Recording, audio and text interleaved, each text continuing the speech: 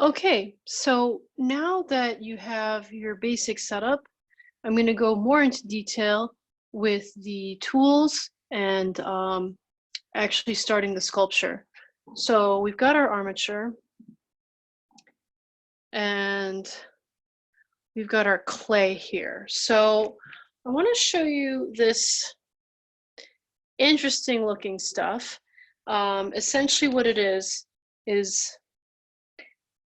you can see here, it's paper pulp that has been mixed into the clay. Now, what we're using right now is called critter clay. Right now, it's been sitting around for a bit, and it's gotten a little bit hard on the edges. There's a glue that's been added to the paper, this critter clay, and when you let it sit around for too much, it can actually feel really hard, harder than normal clay. You just have to spray it down, and then the glue will hydrate again, and it'll be soft again. So no need to worry about that. Now the thing with paper clay, which is what we're going to be using right here, is that it helps to make a sculpture that when it shrinks down doesn't shrink as much. So our critter clay shrinks up to 1%, and that's if you don't even spray it with extra water.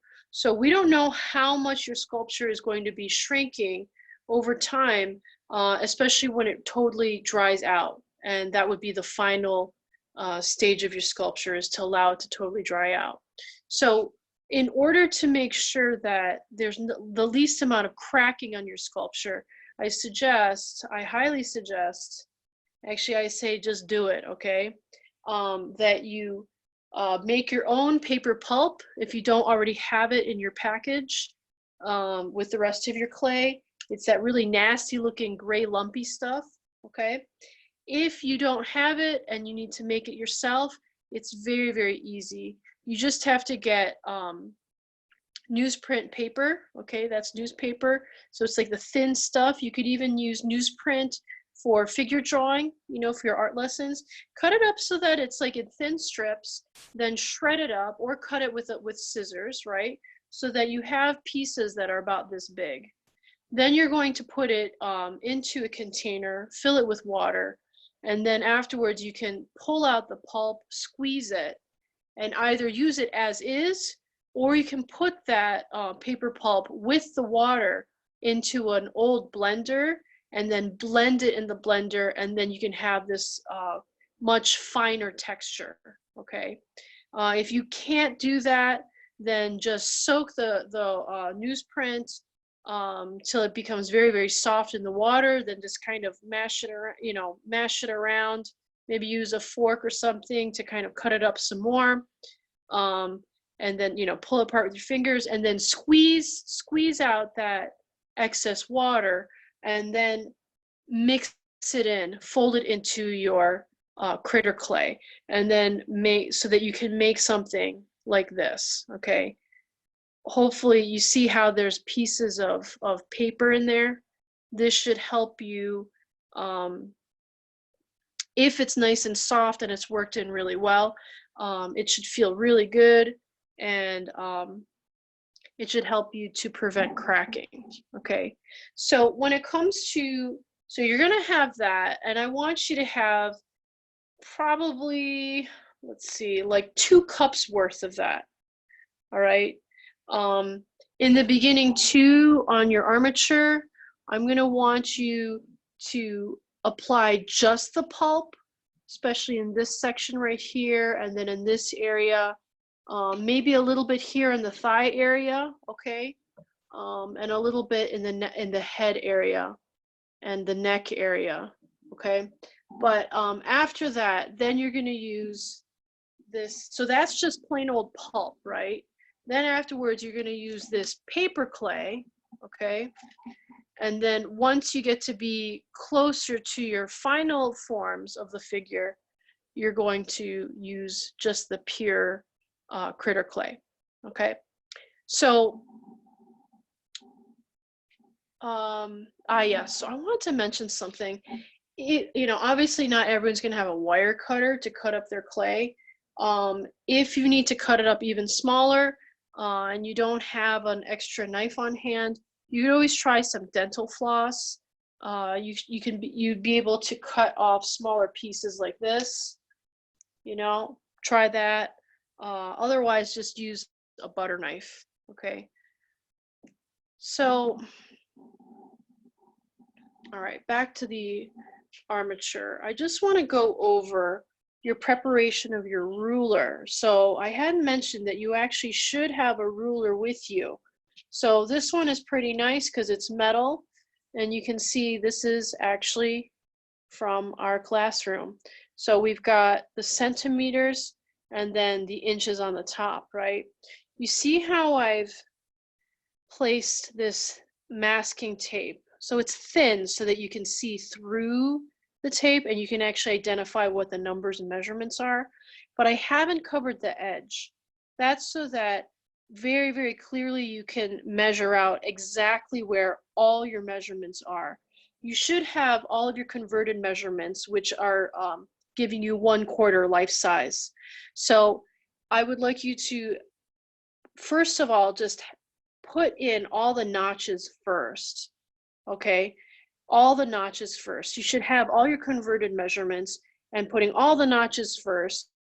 Be sure that all these measurements make sense, because some of you, while you're taking notes, may not have gotten everything, or you may have mixed things up. This is the time to really figure all of these things out. So your quarter life-size sculpture measurements should also account, especially for the height measurements, okay? I mean overall height of the figure. They should account for a base. Now in this sculpture, we're gonna have a 1-inch base. So, so my measurements are all gonna be considering that, okay? So this is gonna be the overall height of my model. You know, this is the bottom of the face. It's, you know, everything is going to be all lined up so that it's 1 inch, accounting for that 1-inch base. All right. So once you have all the notches and you're sure you've measured in the base, and then some of you may find it confusing, but do not be confused. Things like, let's say, the back pelvic points. You see how I kind of messed up here, right? I got confused too. So when it comes to like the back pelvic points, the front pelvic points, the actual width, and then also the width of the shoulders, I remembered that I mixed that up. So it actually, I was reading off of an Excel sheet that had the actual dimensions of the model, then the 1/4 life size dimensions of the model, and then there was a third column that accounted for that extra inch. Okay, so if you have that, then you really need to highlight which ones are measurements that are, let's say, not overall height, but let's say widths and also depths.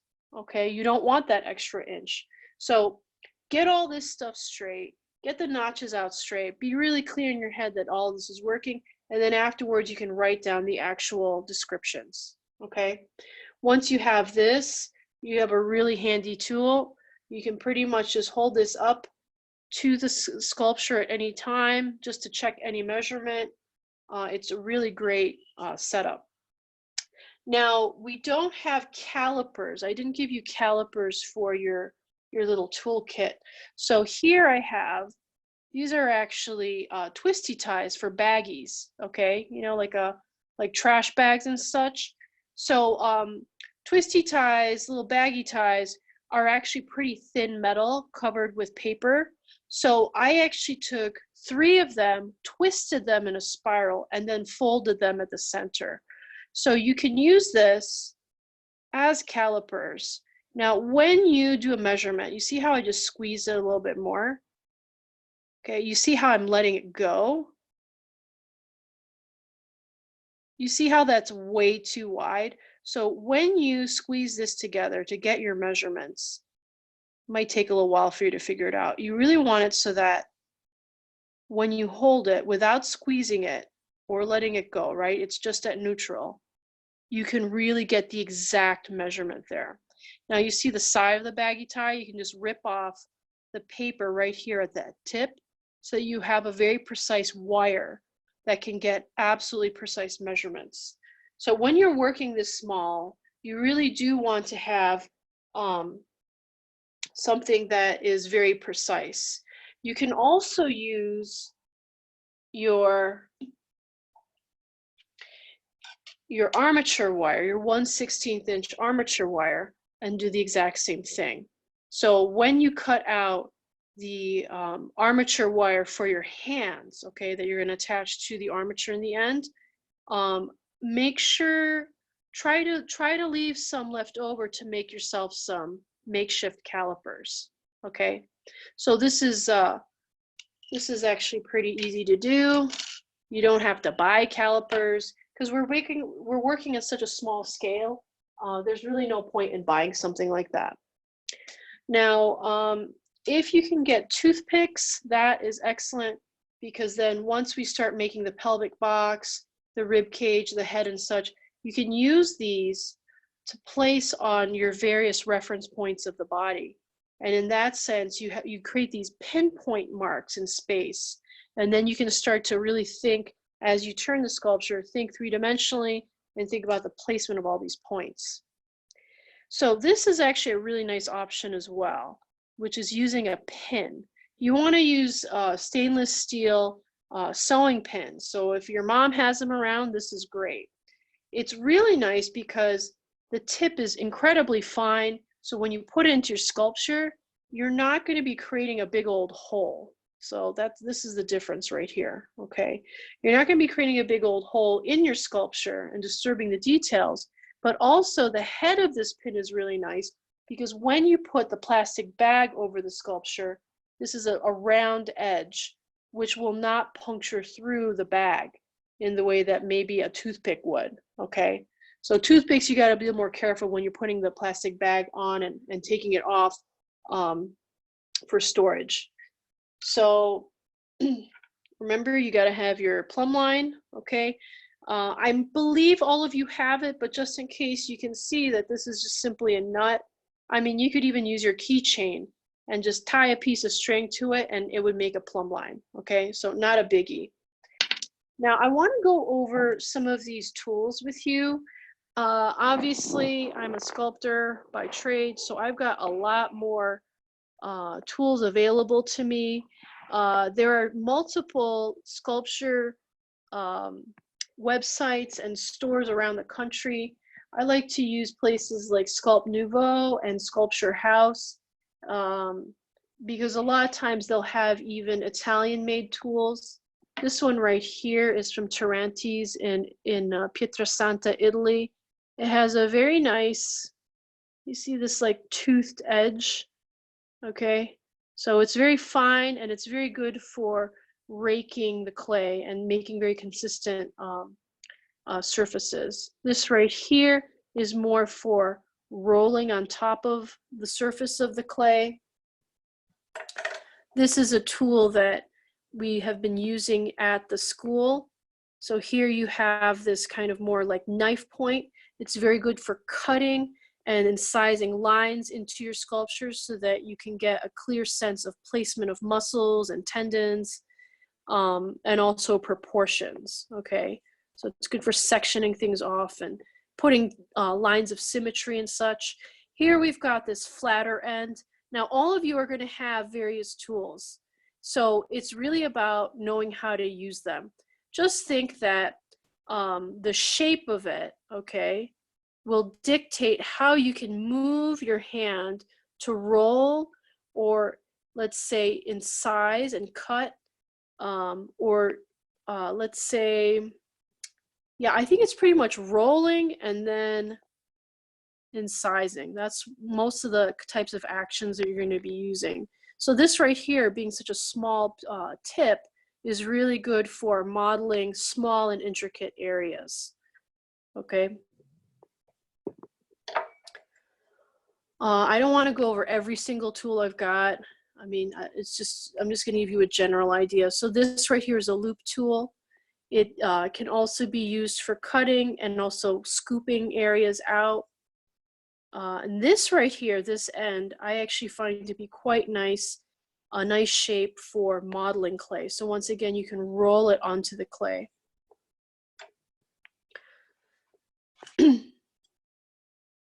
All right, so these are other tools. This is essentially a piece of brass tubing, and you can see here there's some soldering. So if you can do some, if you have copper soldering, right, for soldering copper pipes, you can get it at a hardware store. You could actually, you need flux and a propane torch. You can actually solder this. Otherwise, you can simply use some epoxy putty or super glue.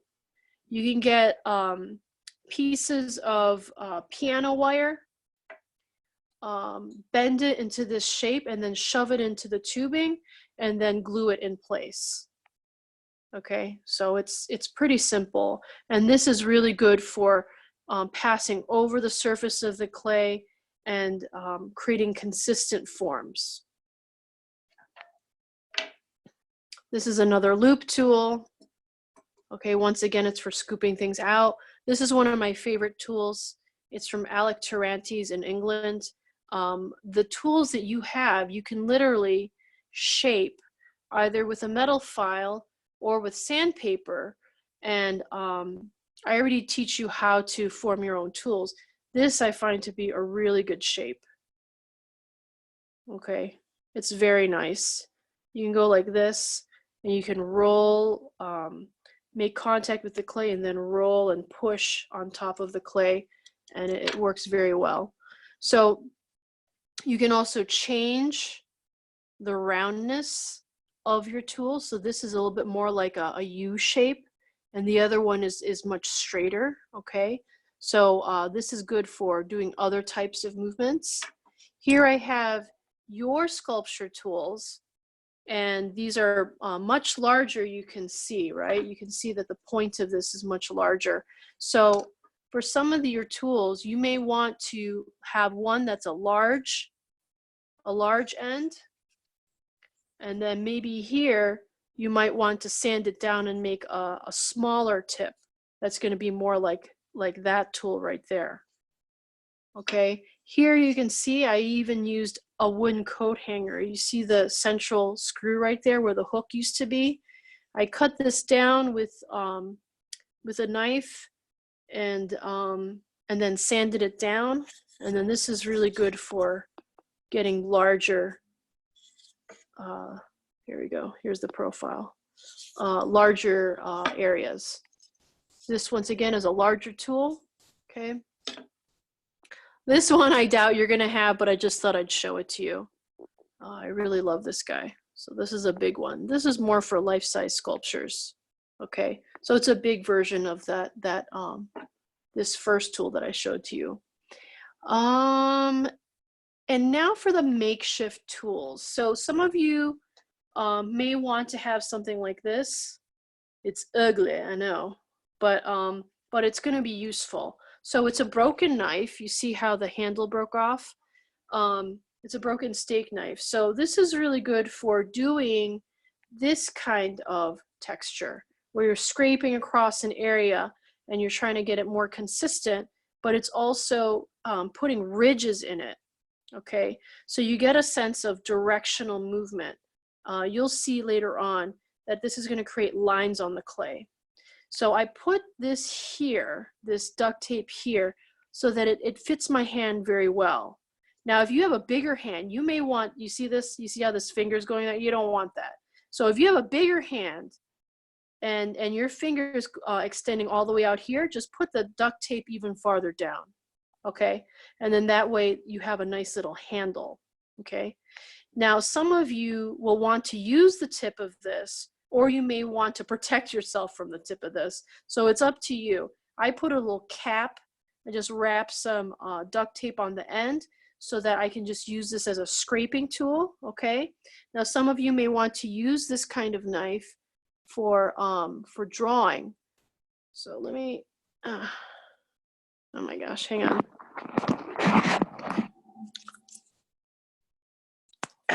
All right, so here you're gonna see the tip. And then here you can use it to incise into the clay. Okay. So you can use it to incise, and then you can use this to scrape. And then here I've got a little branch tool.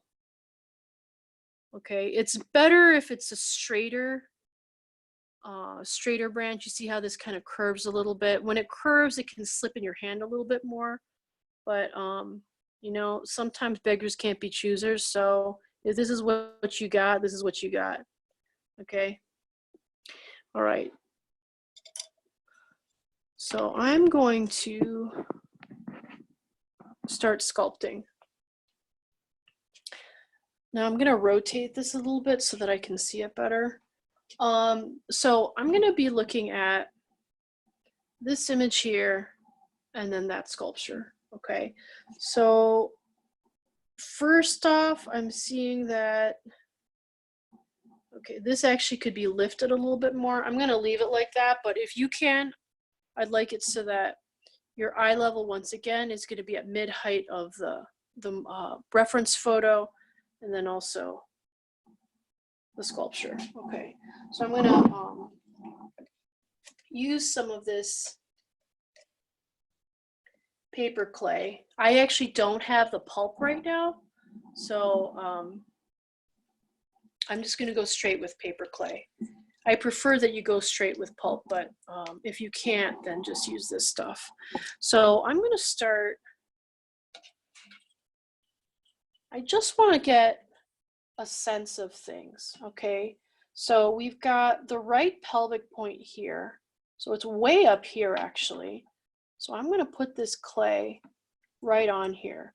So I'm going to squish it right into this wire. Now this clay is actually, it's actually too soft for my liking. You're going to want to work with this sculpture probably over the course of 2 days.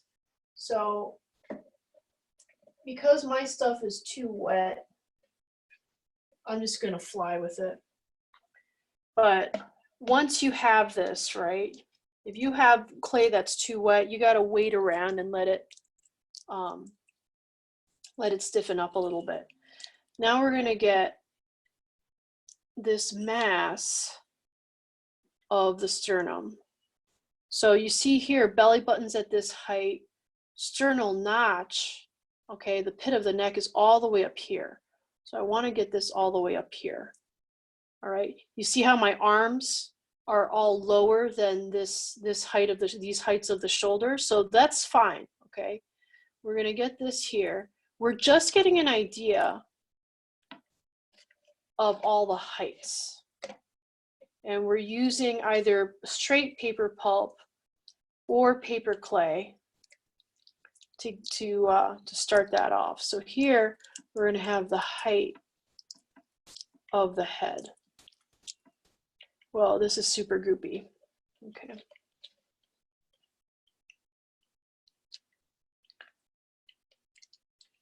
All right. So we're going to get the major heights. Okay. I'm going to put that in, and then before we go forward too much, I'm going to put in that 1 inch thick base.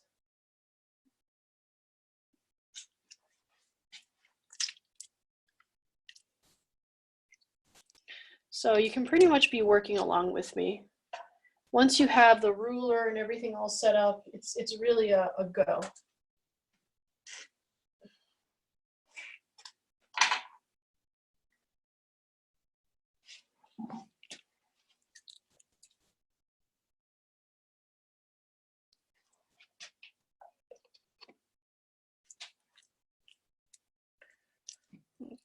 Okay. So you want to be sure that you got your base right. So there's a way to do the base so that it's nice and consistent, and I'll show you how to do that. So right now what I'm doing is I'm overbuilding. Overbuilding means that I'm making the clay taller than 1 inch right now. I find that when you overbuild, you can actually pat the clay in and compact it so that it's the right height. If you are slowly, you know, and timidly building up, you know, up to 1 inch, you know, some people, they'll do this. They'll be like, oh, here, you know, here. Okay, that'll take like a freaking hour to do it. All right, you want to use nice chunks of clay and just put them down. And you don't have to be super precise about this. Just put it down, lay it down, and just know that you will make this really precise in just a bit. Okay. All right. Okay, so right now I'm going to flip this. So I'll use our normal tools, and then I'm going to mark off. So you want to have, I'm going to have my head here. So you want to have your eye level, okay, so that it's level with the 1 inch. All right, you're going to do this.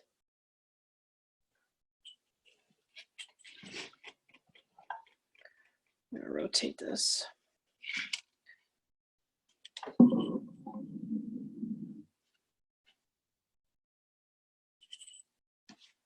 So once again, you're always going to be having your eyes level with your measurement.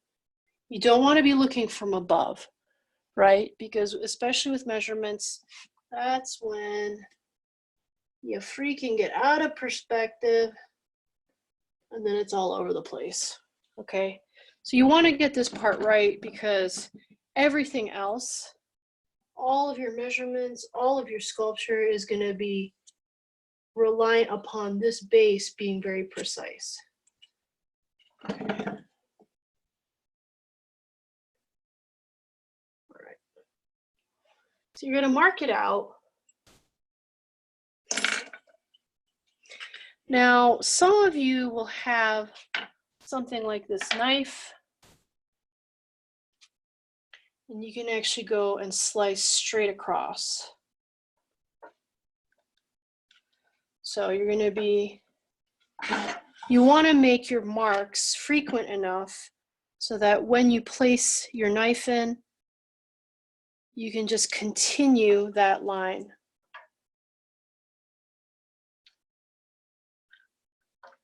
Okay, and you want to make sure that your knife is nice and level. You're not cutting at an angle. You want to make it nice and level and just even.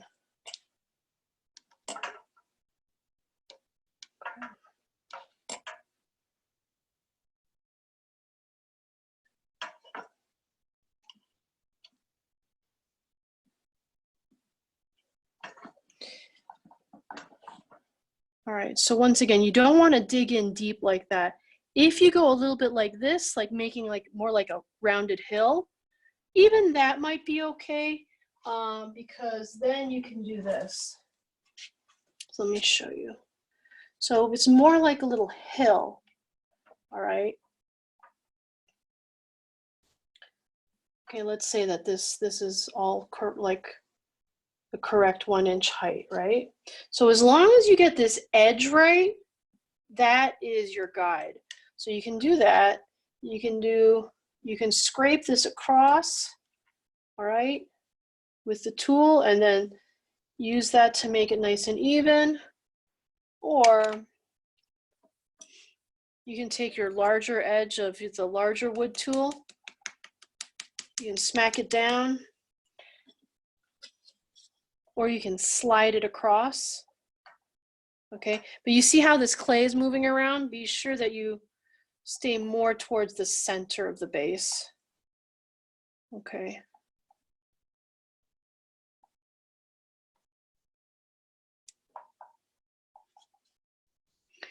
You can even use this, the coat hanger tool, and then you can compress the clay in. Okay. But if you don't want to mess with any of that, you can just very simply just cut straight across, and then you've got your nice little base all set.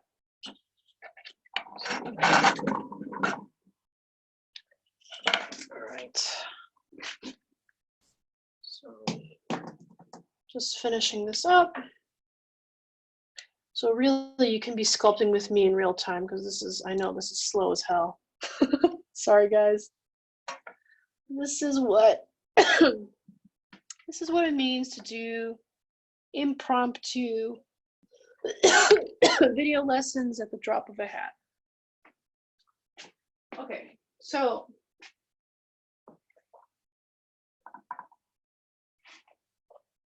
you can see here that the side gesture of the sculpture is, I'll show you, is going to be matching that of Charles, right? So you're going to think about this tilting of the pelvis. So you see how his pelvis is tilted like that?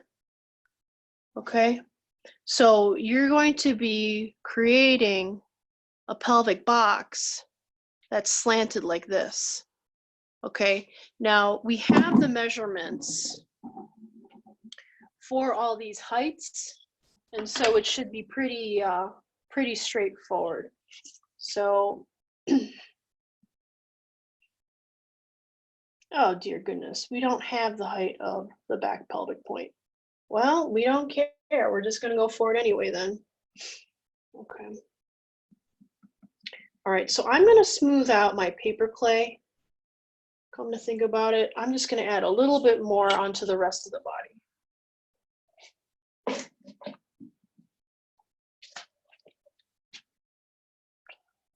Okay, so mind you, I don't have enough paper clay. You guys are going to have to make more than what I've made. I have like maybe 3/4 of a cup. You should have at least 2 cups ready for you to use. Okay, so you're going to do this. I'm going to put this around the thigh area, okay, to help with shrinkage. So wherever you have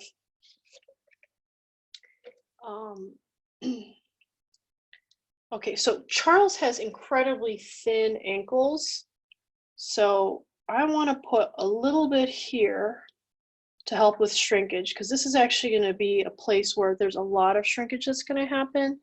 Thin areas are just that way.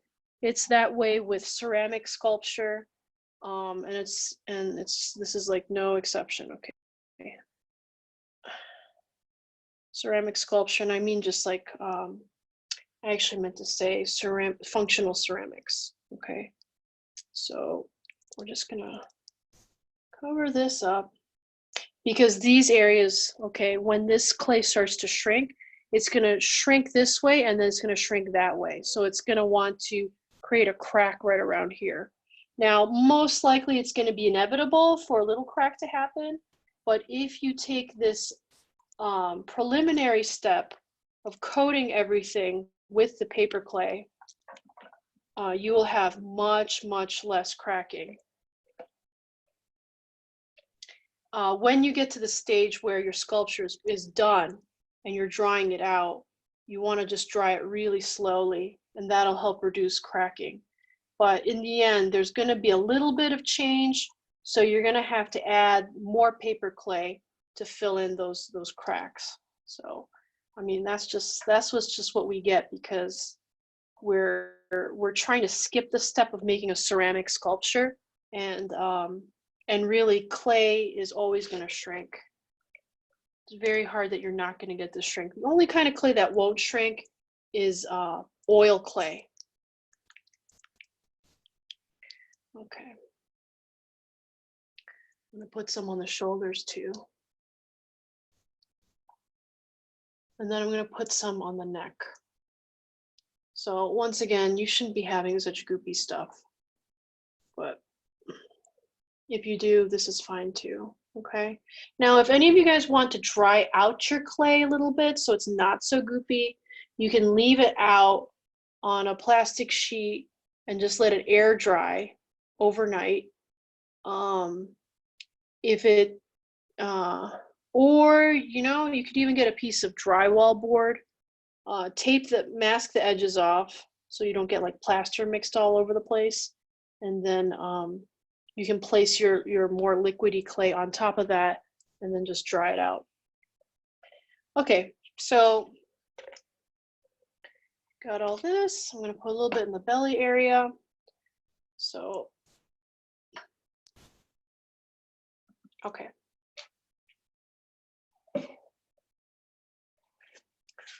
All right.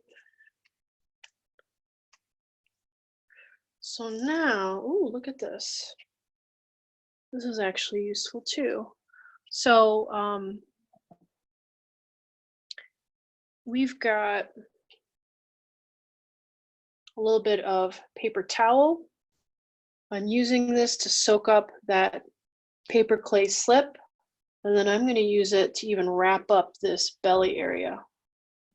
So I'm going to stay away from where the skeleton, the spine is going to be. I'm going to try to stay away from that and then put more of the mass in the front. Okay.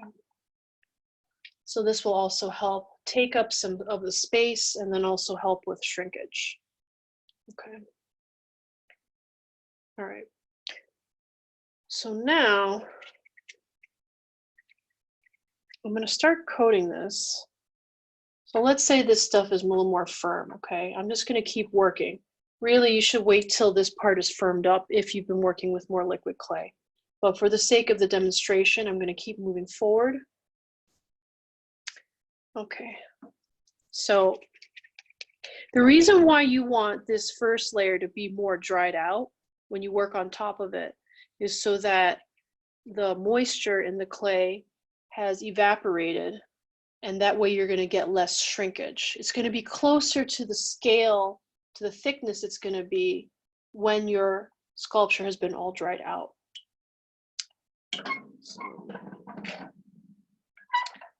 So you see here, I'm making just the very top of the box. Okay, and then I'm going to flatten this out and just do the front part of the box. So it's quite movable. You don't have to be anal retentive about this stuff right now. You just have to put it down so you start to get a sense of the masses.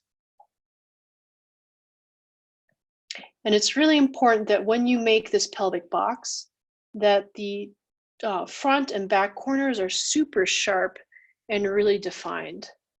Okay. But for right now, we're just trying to get a general sense of the placement of everything. Then I'm going to put, and actually here we can do this. Okay, so the right pelvic point is going to be around there, and the left is going to be around here. Okay, so so that's more or less okay. And what I'm going to do is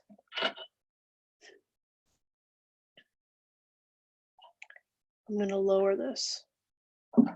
See how easy that is? Just very simply lower it so that this pelvic point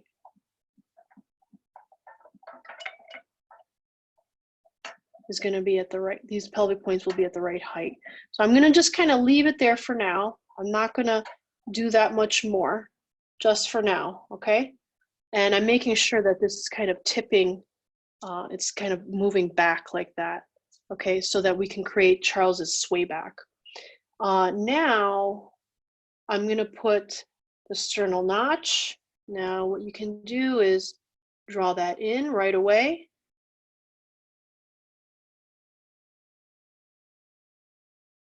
Okay, that's a little bit generic, so I'll take an even sharper tool.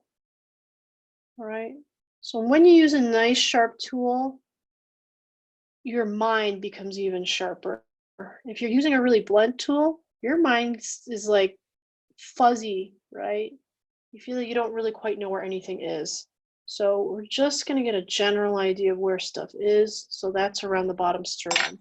Now I'm going to take the clay and I'm going to start forming his rib cage. Okay, I like to make little coils like this, It's about the thickness of my own finger. It's just easy to move around. All right, so here you can see we're just going to form this skeleton, excuse me, the rib cage shape. That was my cup, but it's okay. All right, so I'm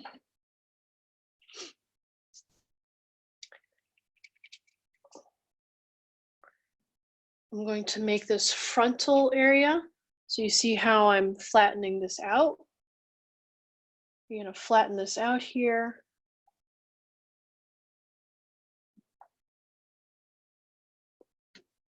All right, once again, this is all loose, so that when you look at the overall, you'll be able to move the clay.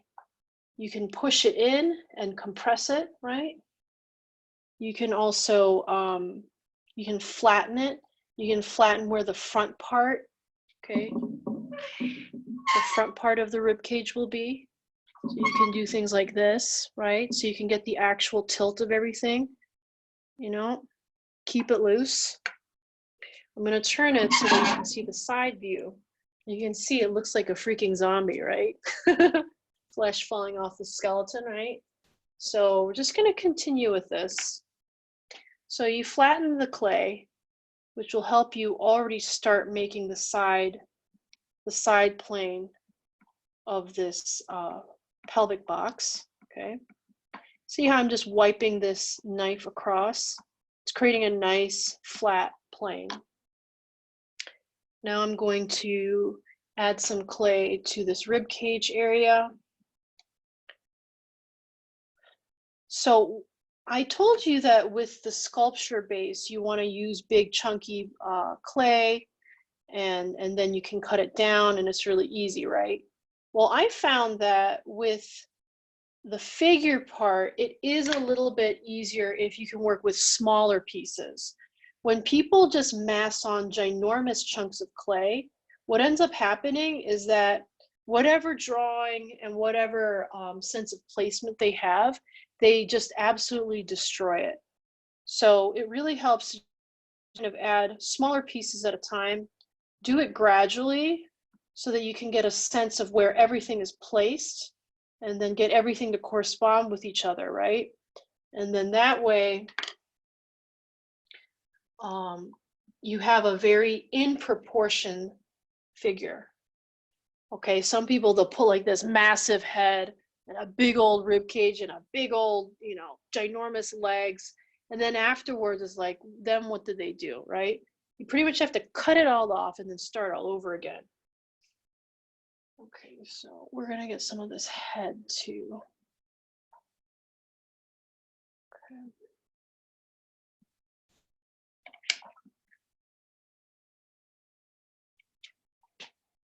See the height. This is, you see how freaking awesome this thing is? Okay, so when you have the knife, you can just take this.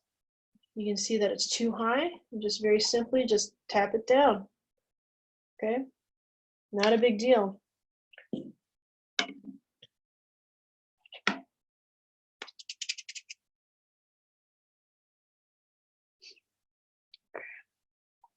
So you can use this to form the back of the head. Use this to form the front of the face. So I'm sure that you all remember from doing the portrait, that you have to be very clear about where each reference point is, right? So that's why we want this loose, we want it generic, but we also don't want it too big. If you make it too big, it's harder to put those coordinate points in space. So I'm gonna put this here. Get this general head shape.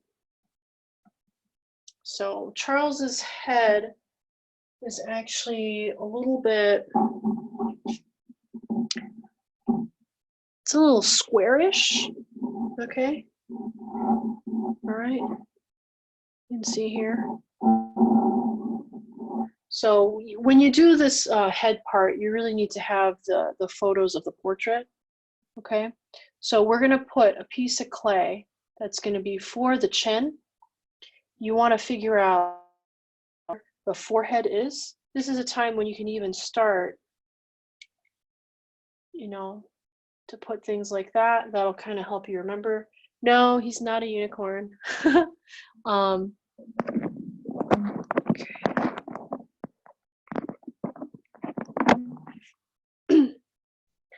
All right, so I actually have to move things because my battery's dying. So give me 2 seconds.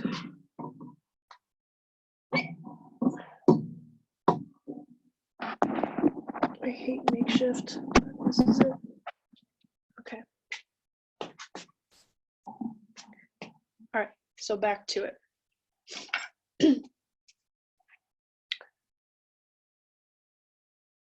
Okay, so I'm rotating this again. And in the meantime, remember, you're going to be looking at your photos of your model and trying to gauge where everything is placed. Okay, so this is the reason why we had all those box and egg exercises, because you really have to have X-ray eyes and really think about where everything is placed.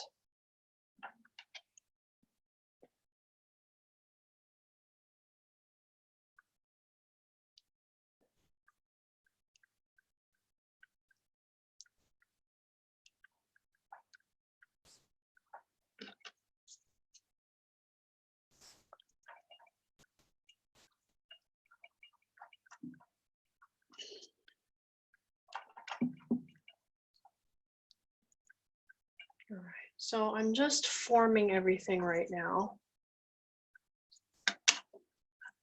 This right here is actually kind of like a rice scooper, or something I found in Chinatown at one point in Chicago. All right. So I'm just forming this right now. Okay. Here too. Now you see how it's kind of wobbling around this this area right here. You can add a little more clay and just reinforce that area.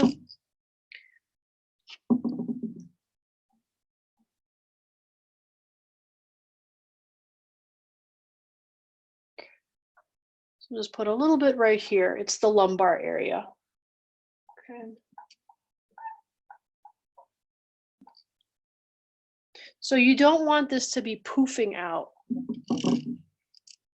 Okay, you see how it's still pretty deep. We don't want this to be poofing out, because if you do, then you got to cut out the lumbar area.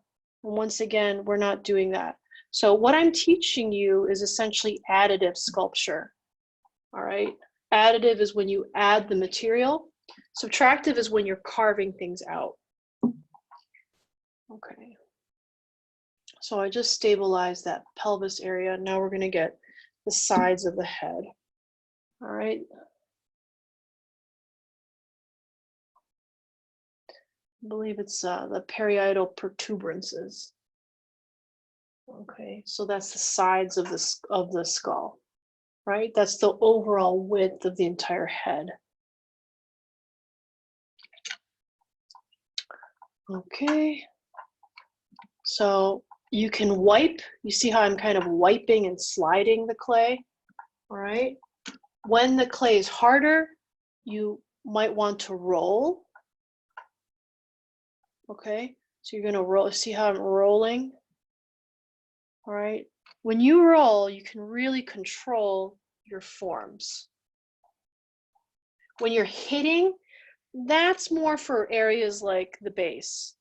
When you're working with this, the body and everything, it's really better if you don't hit the clay, and you really are just either pressing or rolling your tool on top of the surface.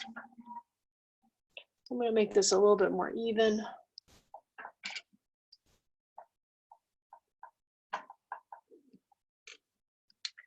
Okay, so when I look at the back view, you're going to see that there's this tilting here. Okay, so there's a tilting here, and then we want to have that as well. So now that we've got the general masses, you can start thinking about the overall tilt here, you're gonna try to find, you need to find the C7, okay? So our C7 is quite high, it's right here. All right, C7, that is definitely a toothpick point, okay? So if you put the ruler too far away, you may not be able to get the actual height right. So if you can, try to move it really close so you're really sure to get the actual spot that it belongs. Okay, so that's our C7. Now let's double check. You see how the C7 is like pretty much the height of the chin? It actually needs to, this chin needs to come down more. Okay. So I hope this is all making more sense. All right, it's just very methodical. You're just trying to get all these points in space. You're going for heights first because that's actually the easiest thing to do.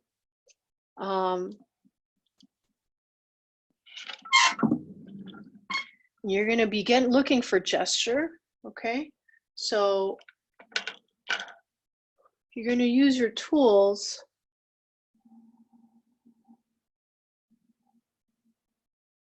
to draw this overall gesture. So let me see. Okay, so there's a little bit of a tilting here. All right, so you see how I'm just cutting right across? So this is the center line of your spine. Okay, now the spine actually can rotate and actually be more twisty, right? So whatever you see, you got to draw that. Now this is going to be centered with the sides of the pelvic box. Now you see how this is uneven, all right? So I want to be sure that when I do this pelvic box, okay, you see how this side is not as wide as the other side, okay? So my guess is when I look at this photo of Charles, I actually think that this side needs to come down. Excuse me, it needs to get sliced off. So I'm going to draw where I think that needs to end. Okay, so sculpting is not just adding stuff and then just randomly cutting stuff. You are methodically thinking about where everything is. So remember how I said you have to have the envelope, have your idea of the envelope around the body? Well, your, hang on, I need to adjust this. Yeah, it's better. So your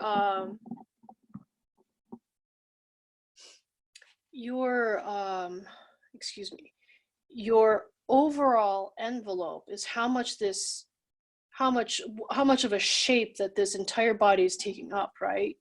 And then when you think about the whole envelope, right, you can even like cut straight across and find a shape that has a certain height and dimension compared to the bottom height and dimension of this shape, right? So so that's what all these drawing exercises were about. You're going to be using the outer sense of how much mass this entire body is taking up, and then you're going to counterbalance that with your central axis, okay, that's running inside the body, and you're going to be thinking about how the gesture is existing within all that. Okay, so you're going back and forth between internal information that is gradually getting built onto itself in the additive process, right? It's like as if you have the pit of a peach and you're putting flesh all around it, right? So you're going to be working from internal and additive to external and cutting in. You're going to be thinking about all the negative shapes, okay? So from the outer envelope to the surface of the figure. All right, so we've got all that. Now I kind of want to raise this some more. All right, because we know now that this C7 is quite high. The shoulders are gonna lower quite a bit, but I just want to do just very, very generic. So you see how I'm very slowly getting the overall proportions of the entire sculpture. Okay. So I'm just placing this right here. All right. You see how I'm not putting a ginormous shoulder on there? I am just trying to figure out where this profile occurs. So remember when I did the exercise with you where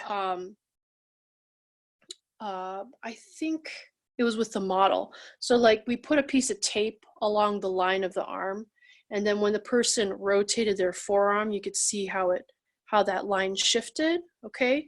So it means that your profile that you're looking for, all right, this profile right here, it's not a straight line. It's actually existing on different planes, okay? So your outline that you're looking for here is not just a cookie cutter straight, like you just slice them in half and then it's like this straight line. It's actually moving in and out. So when I put this shoulder here, I'm thinking about how this profile is being formed. It's a moving line, okay? I hope that makes sense to you. Okay. All right, so I'm gonna keep going.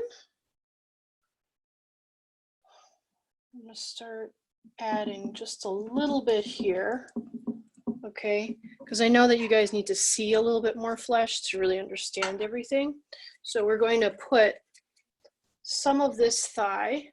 Once again, this is all loose, right? You're not thinking that this is the end all be all. That's why you don't want to go start sculpting this and making it look all pretty. This is not the pretty stage. You should be very, very happy to be working in this really ugly stage, okay? So you guys who are used to like polishing stuff, do not do that now. If you start doing that, what's actually gonna happen is that your mind will rigidify around what you think to be a more finished sculpture, and your proportions could be total crap.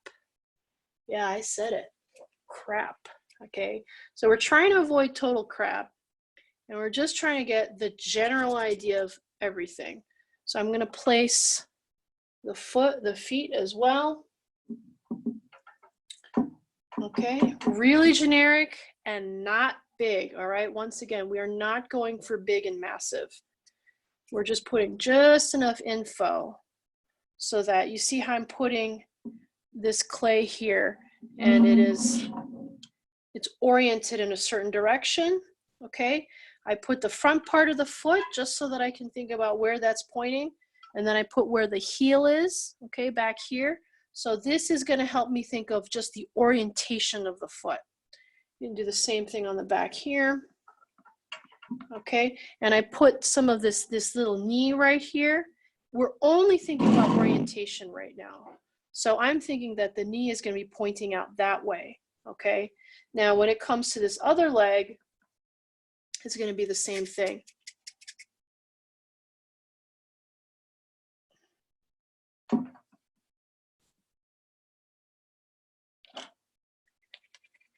I'm just thinking about the top part of the thigh.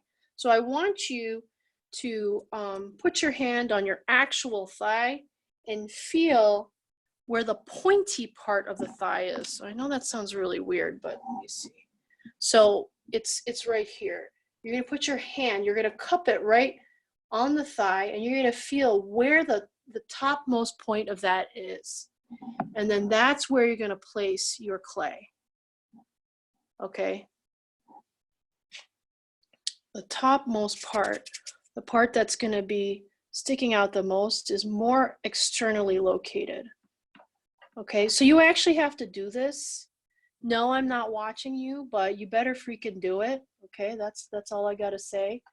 Because because if you don't, you won't understand the volume of the muscles here. Okay, so I don't really care what size you are, whether if you have more fat or less fat, more muscle or less muscle. This general orientation of the outermost point, okay, which would be creating the outermost profile here from this viewpoint, right? This general orientation is pretty much consistent with everybody, and that's due to the arrangement of the muscles on the body. All right, so we're just going to put a generic calf here, just very generic. All right, so we're just going to use this to start creating our shapes. We're going to get where the kneecap is, just putting it generically there. Now I'm going to check with the ruler. All right, so the right knee can go up higher. You see that? So this is going to be the tip of the patella.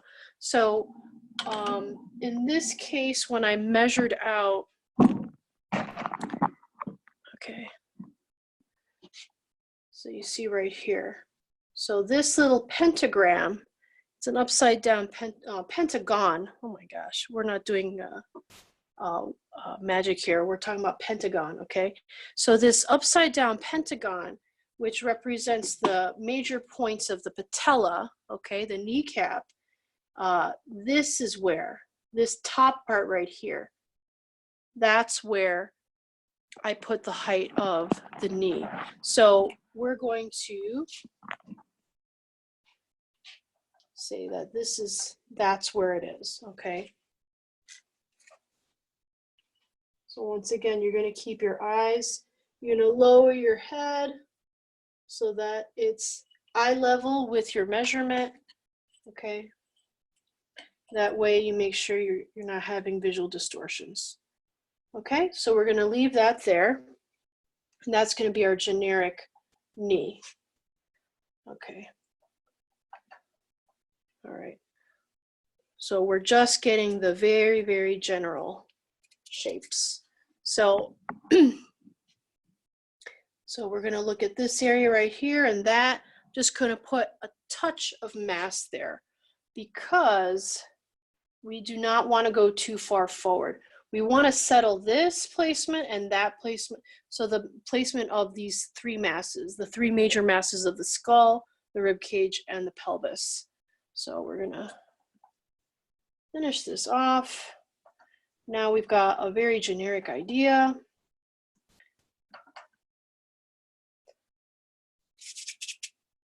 Okay, because I noticed that when people have just a bare armature, see, I used to do this where I just have a bare armature. I couldn't understand squat, okay? It was just like, you're staring at like this insect-like looking thing, and then these generic geometric shapes, and it really was like really hard to translate. So what we're doing is we're trying to make it look a little bit more like the model in his generic masses, and then we're going to reassess all the proportions and the placement of everything. Okay, so we're just doing this right now. I'm going to put this here. It's going to help me draw this center line of his body. So I'm going to take a look.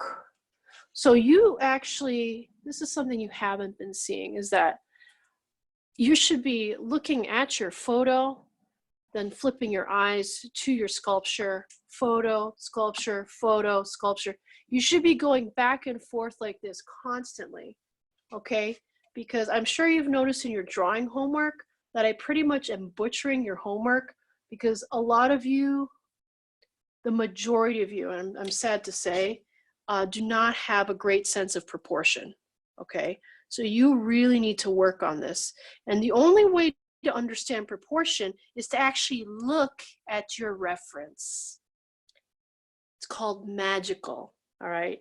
It means you're actually studying, okay? So you do not want to sculpt your generic idea of what a person is supposed to look like because most likely it does not look that human, okay? You want to really study how the person is actually made, really look at that person's proportions, and really freaking make them. Okay? So the practice of this, of observing from life, is an essential skill. Okay? Because if you cannot step outside of your habits, of what you think something looks like, you will essentially continue on with your idealized, okay? Idealized could be anti-idealism, okay? But your preconception of what is going on, okay? Which most of the time is just freaking limited. So I suggest that you really go through with this, really study how everything is made, the real proportions of your actual model, not what you wish they were, okay? And remember how the portrait project, I pretty much pointed like the majority of you were making your own body proportions in somebody else's face, okay? So remember that. I don't think I made it a painful enough experience for you. I don't think I embarrassed you enough, okay? So it might be fuzzy right now, but I definitely think that you should you should take it as a warning, all right? If you start making some sculpture that looks like some generic whatever that in the end looks like you, that does not fly with Olivia Kim, okay? It doesn't fly. That's all there is to it. So here we go. All right. So right now I'm trying to make this thing a little bit more symmetrical. And then I'm going to take a look at this general tilt. You see a general tilt here of the rib cage. And then I'm going to remark where the sternal notch is. I'm going to use this. Once again, you keep your eyes at the level of the ruler, and you should be okay. All right, it's falling out because of the paper pulp. So you just simply put a little bit more clay in there.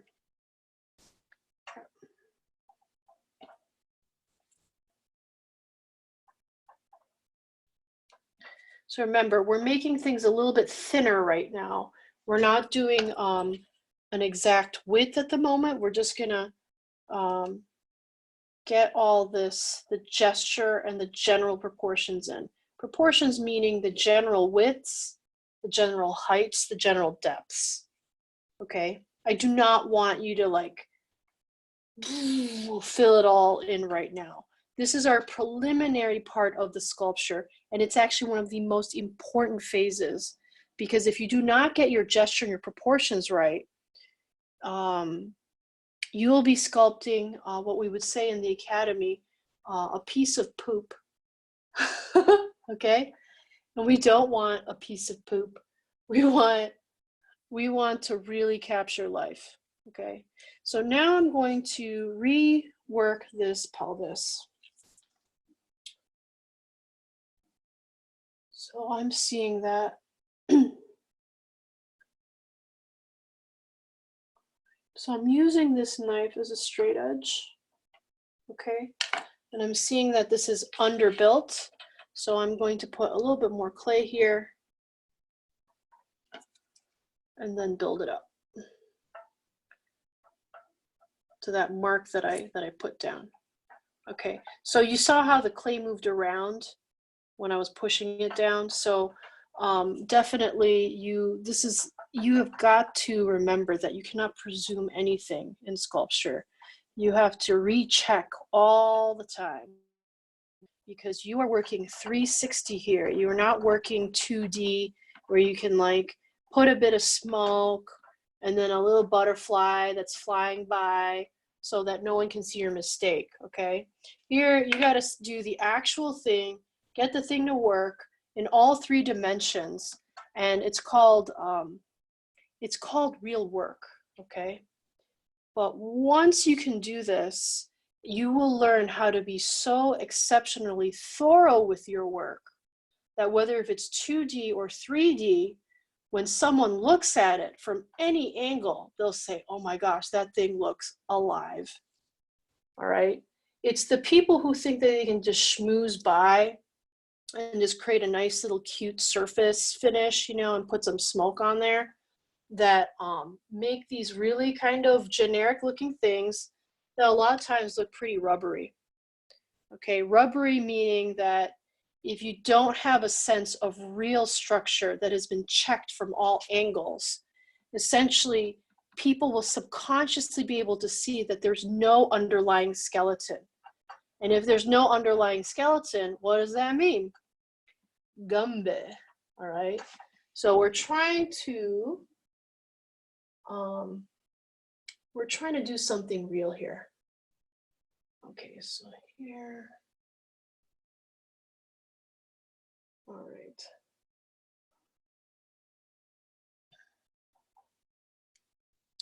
Okay, so I'm making this nice and sharp.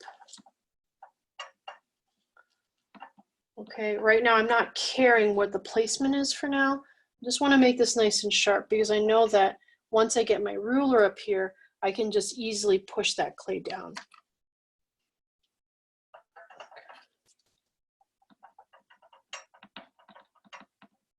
Okay, and then the other thing too is that from above, you need to be able to make that box nice and sharp as well. So the whole thing has got to really be a consistent box, because I'll show you eventually what that means, okay?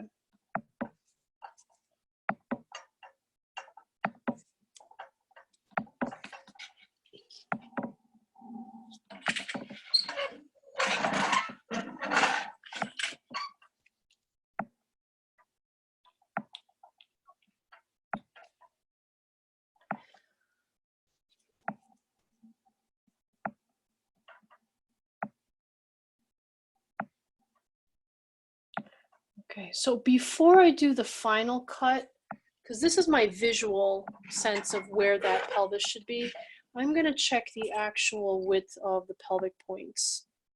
So the front pelvic points, ooh, oh, whoa, I was wrong. Oh my God, look at that. What do you know? It's absolutely perfect. Okay, so the fact that I just made absolutely perfect front pelvic points, so this is the actual width of the entire box is going to be the width of the front pelvic points, okay? Since I did such a perfect job, I'm going to not cut this off. I'm going to keep it here, okay? And then I'm going to change the placement of the spine, of this back spine. So I'm going to shift it here.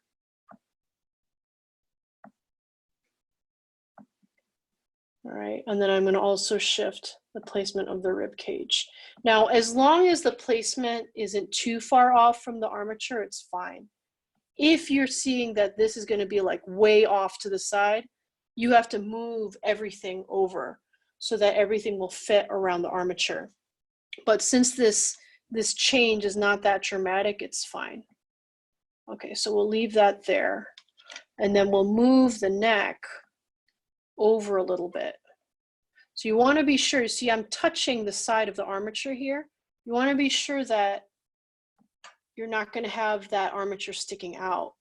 So that's why we have to keep things so loose right now, so that as you're adding the clay and getting all your adjustments in, that you're actually keeping with the dimensions of the armature, okay?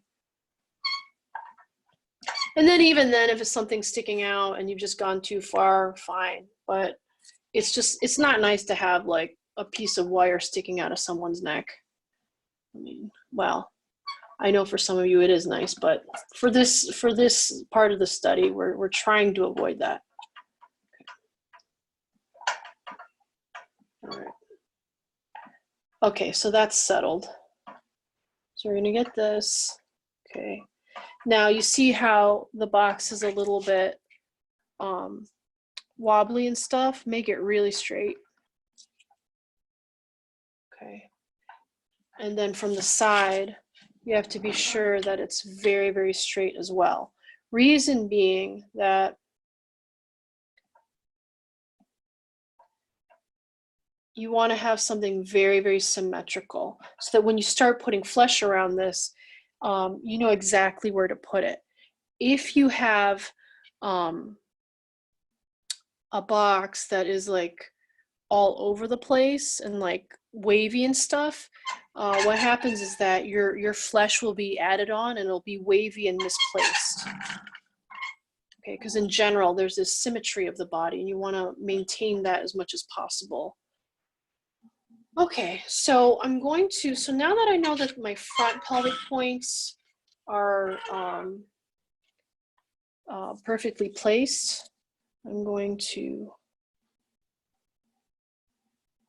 do this. So this will,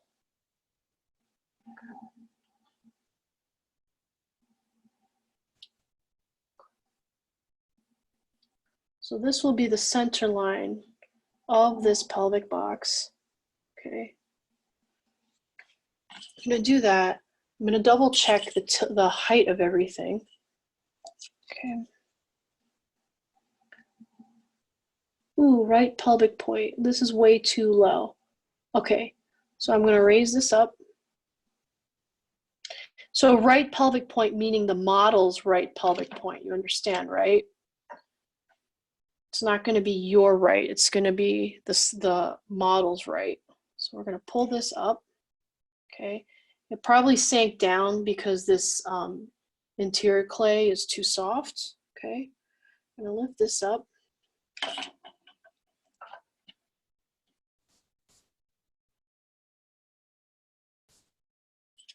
Okay. And then I'm going to place harder, stiffer clay down here in the bottom, and that'll help keep the sculpture from sinking down. Okay. That's why, once again, I stress you should not be, if you got squishy clay, you got to wait for it to set up a little bit and become stiff enough so that it'll hold its form. Okay. Once again, these are not optimal conditions because I got to produce this demo for you like right now. So that's why I'm not waiting for this interior stuff to dry out. It really should be, it should be the consistency of the rest of your clay. Okay. All right. So yeah, when we do this part, okay, we're also going to draw in this here too. So our model has underwear on, so you can sculpt that as well. Now, what's happened here is that I have made a pelvis, which actually is a little bit, could be considered a little feminine. So we got to make sure that this pelvis is a little bit taller and narrower. Okay, remember that the overall proportions of a male pelvis is taller and narrower, while a female pelvis is wider and larger in proportion to the entire body.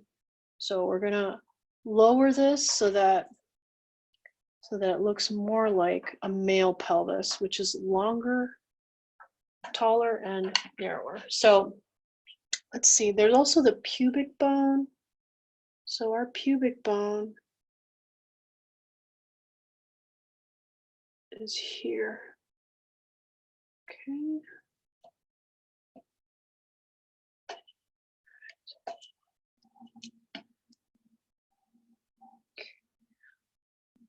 All right, right pelvic point. And then here's the left pelvic point. Okay, so it's right here.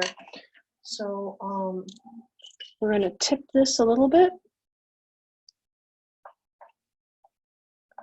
Okay, so when I raised up this side, it must have changed everything. So we're going to We're going to shift this down. Okay, remember when you do these shifts that you want to make sure that this center line is still perpendicular. It's perpendicular to this, okay? This will help you with your centering. So when you start sculpting on either side of this line, that's when it's really going to count. Okay.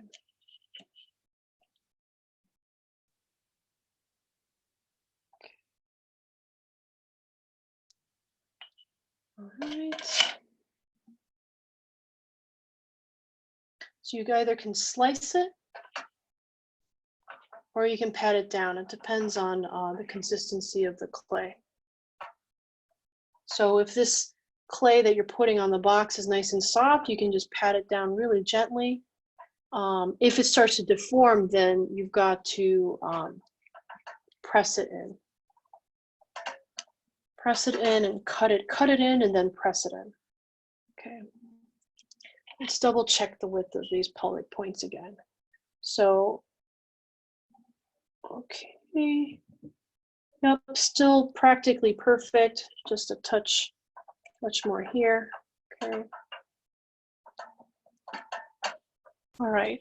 Now from above, hang on. Oh God, my battery's dying.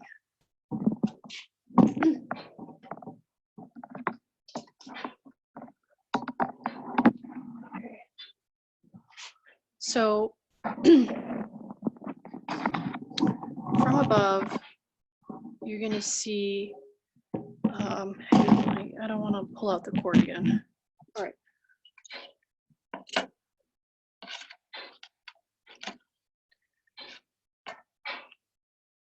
From above, do you see how this box is like curving in? It's curving in there. Okay. See how it's uneven? All right. This side of the box instead is really nice and sharp, but it's still kind of curving in as well. Okay, so we don't want that. We want a really freaking straight box, because when you have a really straight box,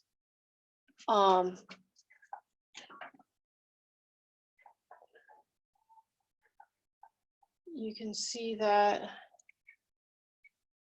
you won't have weird misshapen stuff. Okay, you want this really consistent.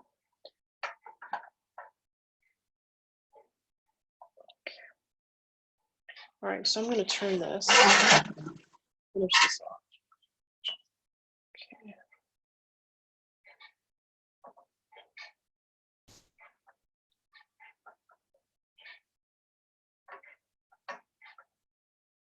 All right, so hopefully this is all going slow enough where you can actually follow along and sculpt along with me. It's not a race. It's really just about getting the thing made properly so that you don't have to, you know, re-sculpt stuff. Okay, so this center line has changed, so I'm going to move it here. I'm going to move it here again. Okay, and now it's nice and centered.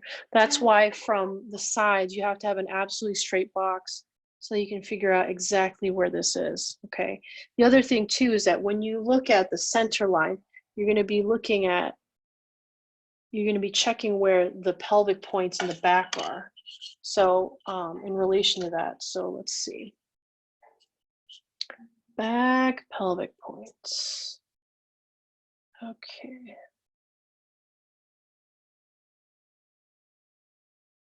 All right. I don't know why this does not seem right. Width of the back pelvic points. I have them here. They're marked as this on the ruler, but that just seems totally wrong.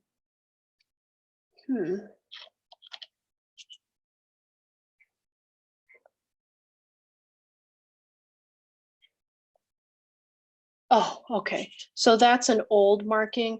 The back pelvic points here, this to that is totally incorrect. That's actually when I mistook the width of them. because it was accounting for 1 inch. Remember that 1-inch base that I was telling you about? Like, get all your stuff straight in your head, right? So that is actually the width of the back pelvic points. Okay, so you can really draw this shape here. All right, this is the shape of the sacrum.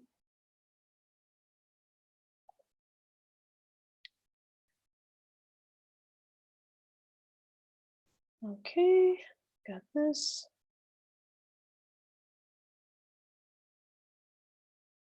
All right, and then this is where your back pelvic points are. You can put these here too. Okay, so now that we have that, we can start to assess whether the placement of the back pelvic points is correct in relation to the front pelvic points. Okay, so you're getting this tipping of his pelvic box, right? So we're going to check it out. Let's see. And that right there. Okay, so there's actually quite an extreme tilt. Okay, so you can take your tool. All right, so you see this ridge of the iliac crest right here? See right here? That's the ridge of the iliac crest. That's the back pelvic points, that's the front. So the back pelvic points are going to be around here. Okay, so you're going to do that. So it's going to be below this, that ridge right there. It's going to be just a little bit below. It's going to be there. Okay, so you can take your tool, keep the angle of that, right? And then you'll find that it's like that. So I'm going to double check and be sure I really got it. Got that angle correct. And I'm keeping a straight arm to double check, and I find that it's actually perfect. Wow, we're lucky today. It's probably because I don't want to have to videotape this again. Okay, so now that we have that, I'm going to start looking at the tipping of the rib cage, and I think that it's not too bad. Okay, so this tip right here. Okay, so now I'm going to move over here. Okay, and I'm going to look at this tipping as well. All right, so his pectoral muscles actually extend quite a bit out from the rib cage. So you see that bit of light right there? That means his pectorals are really developed. You can even see in this area right here, there's a lot of highlight here because there's actually a lot of mass there.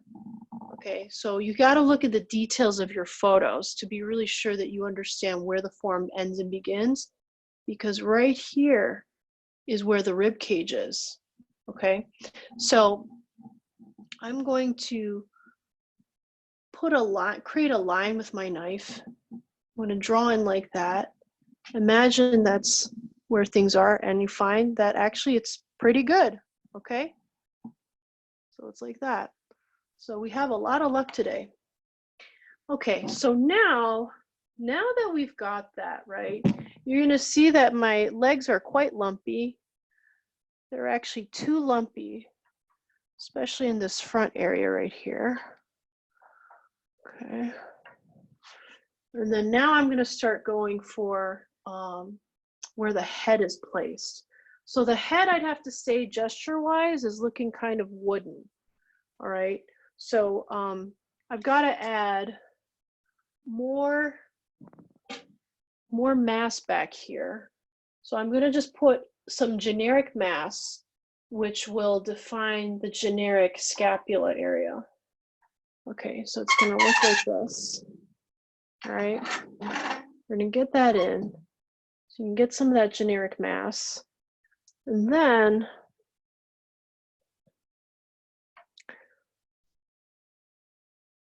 I'm going to move this up. So remember that this back here is the C7, okay? So we got to move that back.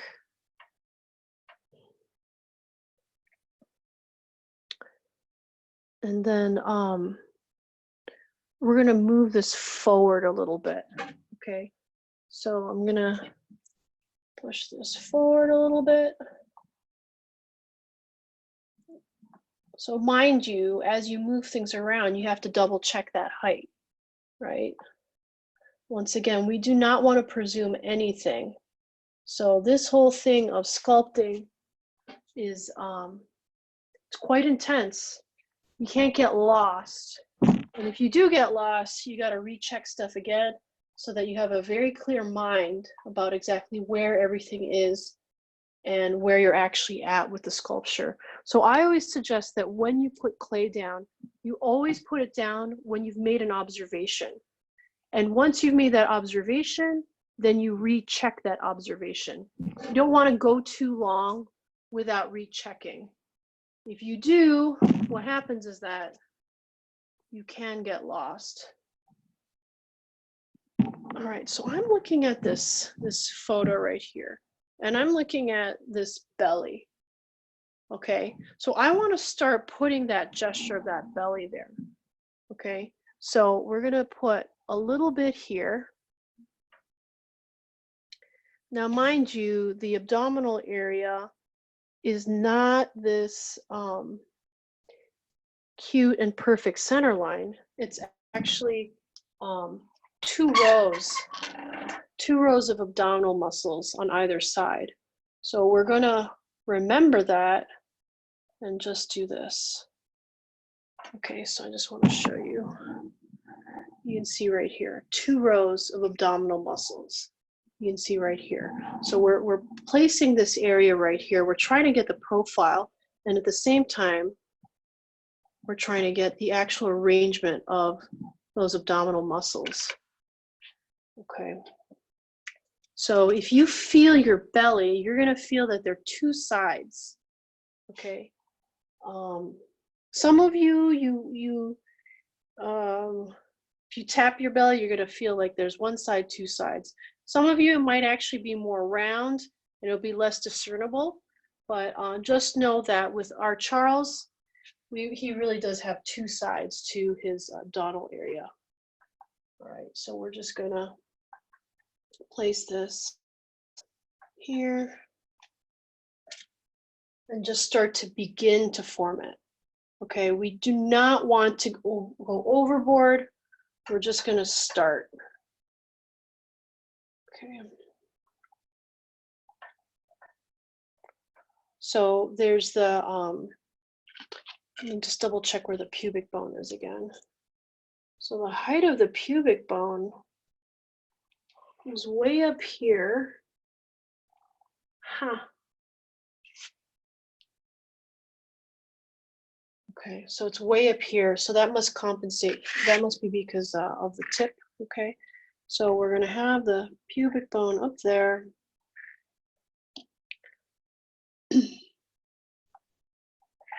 So this box is still not totally formed, so I'm going to just really get it all done.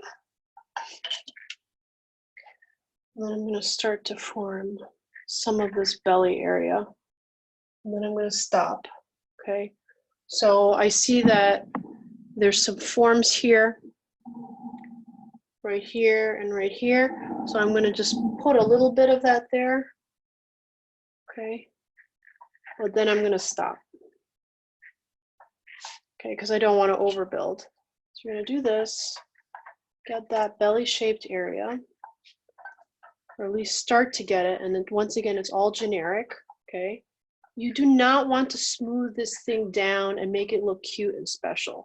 I notice for whatever reason, if you do that, if you smooth this out so it looks really smooth and perfect, your brain will actually start to say to itself that it's done, okay? I found that's the general tendency, especially with students. So we want to keep this a little bit more rough for now.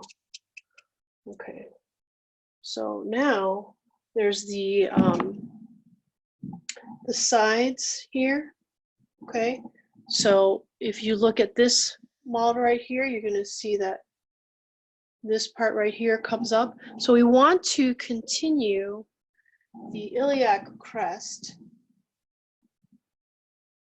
Okay, so it's going to be from the front pelvic point and then up. So we're going to finish off that pelvic crest, that iliac crest. Okay, like this, and just finish this form off. So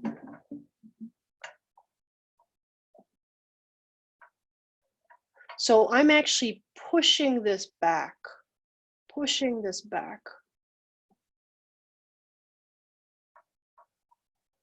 Okay, because the shape of this iliac bone is kind of like a circle.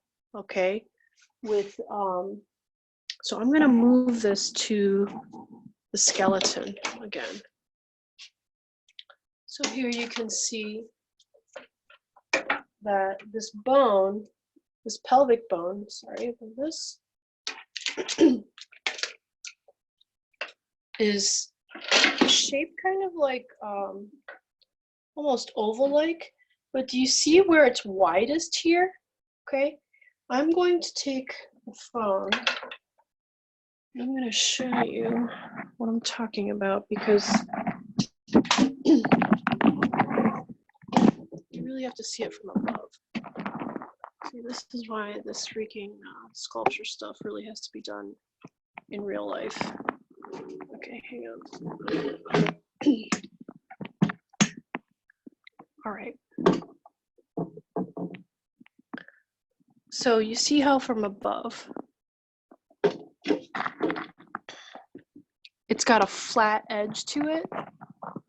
Okay. All right, it's flat here, and then it scoops in forward. Okay.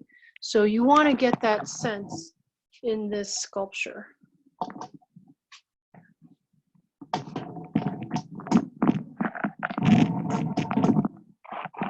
Okay. I love how this is wonky and crooked. There we go. Does that help? Hopefully that's good.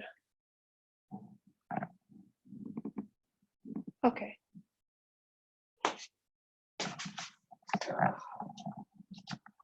I'm sorry there's no editing in this video.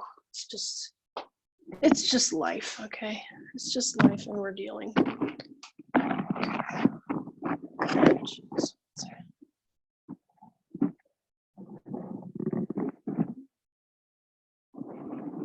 Okay. I'm so sorry, guys. Doing the best I can. Okay. So now we're going to put the other side of the iliac crest here.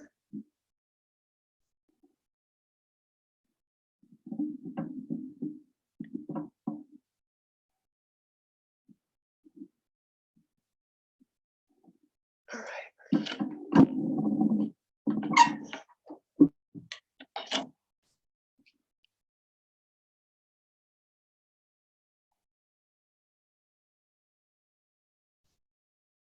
All right, and once again, this is generic. We're just getting a general idea for this pelvic bone. And then I'm going to start putting the sides on here. Okay.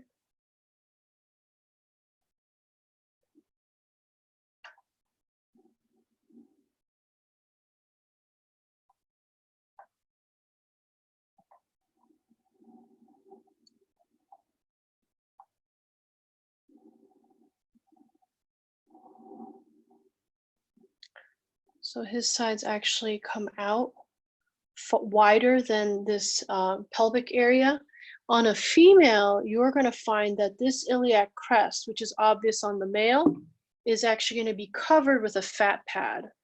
So once again, I repeat, women have fat pads that are specific to female bodies. Oh, and shoot, I'm sorry. We're supposed to be speaking in an updated manner.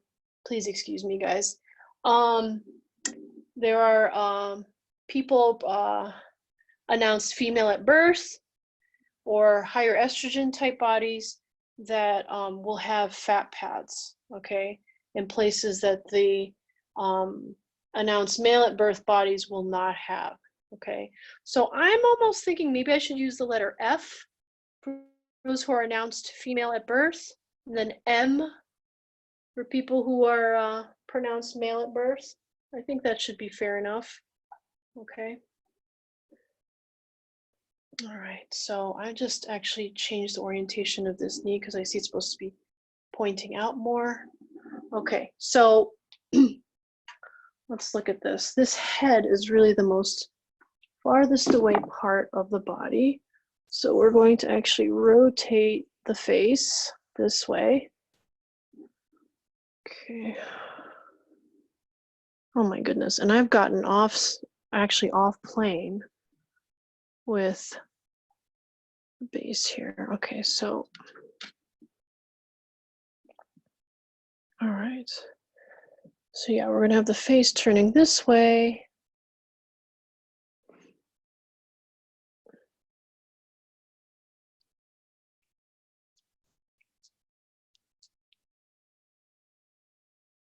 All right, so this looks quite wide, right?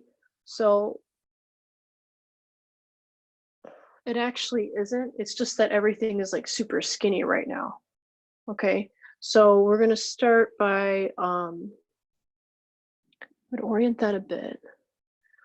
And I think now that the orientation of the knee, the two knees should be more or less okay. This foot looks like it needs to come out more. Okay, and then once again, I'm looking back and forth from my photo here. All right, so you're not seeing that. I'm going to put a little line right here, and this is going to help me figure out where the orientation of the feet are. Okay, and right here is going to be what I just drew in is the space between the big toe and the second toe. So it's going to be like right here. Okay, and then right here. All right.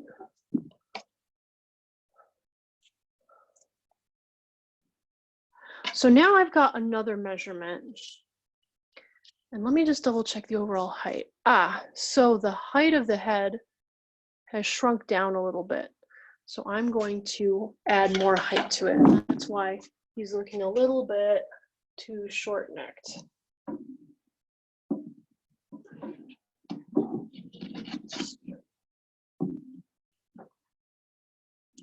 Yeah, it's significantly higher, so we're just gonna.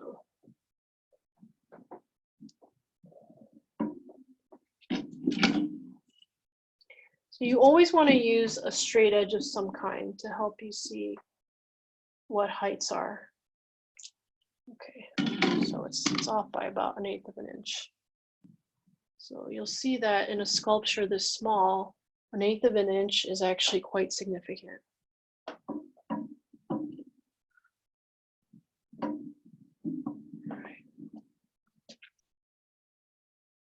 I'm going to start actually placing where the zygomatic process is, which, as you all know, is the width of the face.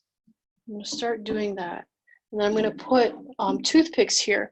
So even if it's like right or wrong, I want to just start taking note of everything.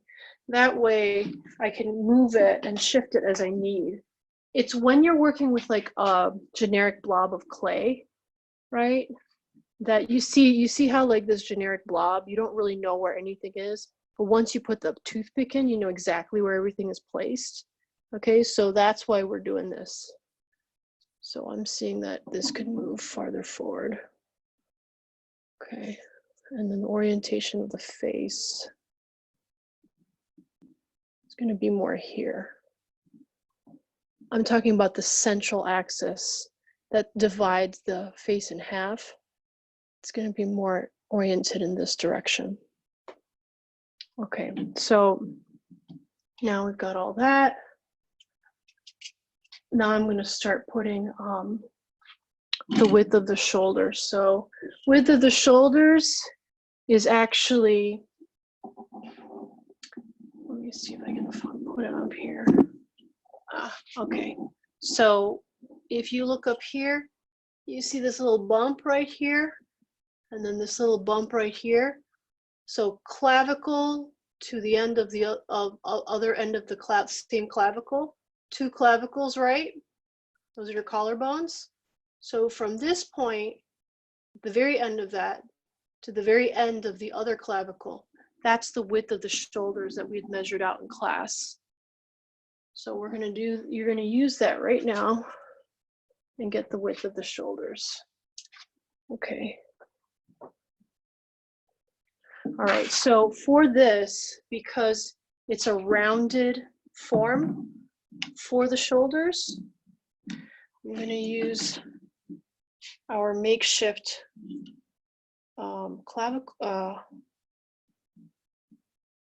calipers. Wow, this is a really bizarre world. I don't even know how it is, but it's actually perfect already. I don't even know what's going on, but we're just super lucky today. Okay, so I'm gonna use this. And it's very delicate because these things could slide around and move around. So I'm gonna just very carefully push that into the clay.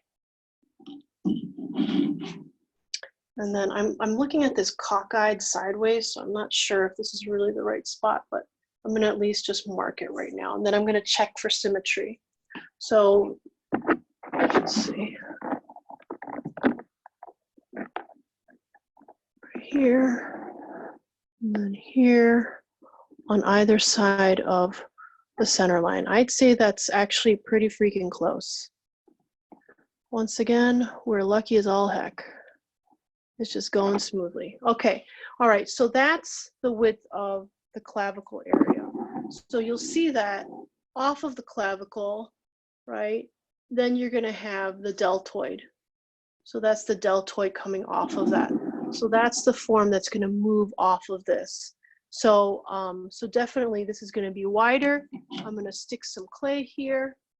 It's gonna be my approximation of this deltoid coming off of the shoulder, excuse me, the clavicle, okay?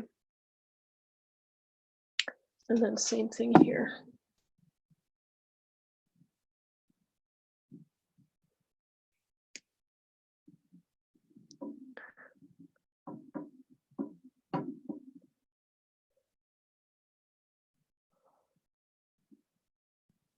Okay.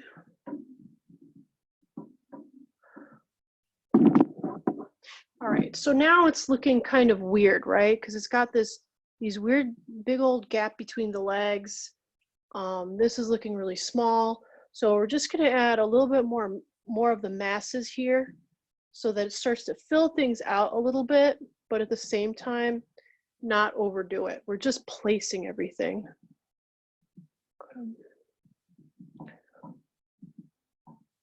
So there's a highlight that you can see right here, right?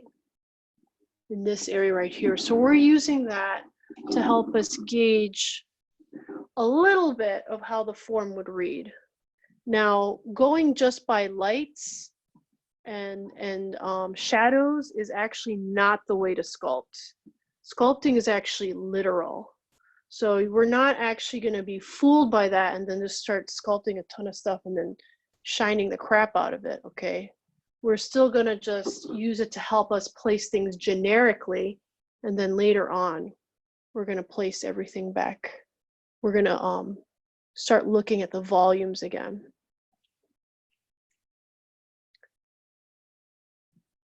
Okay.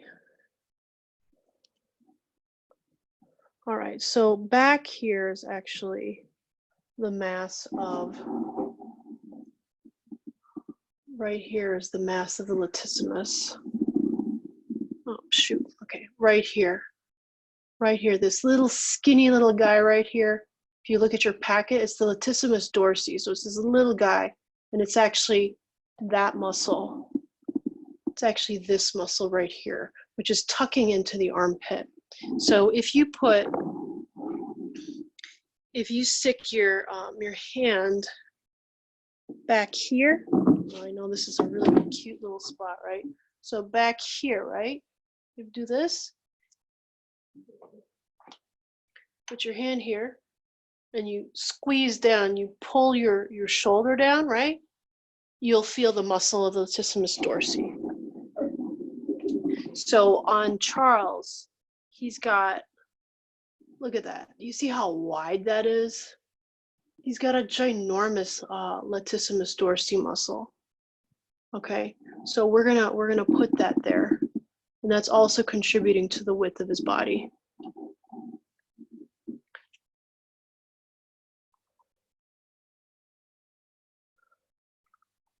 Okay, so we're gonna take a little break so that you can just process this. I'll do another video, and then that will continue the rest of this gesture. Okay, so I need at least this plus the next video. Okay, so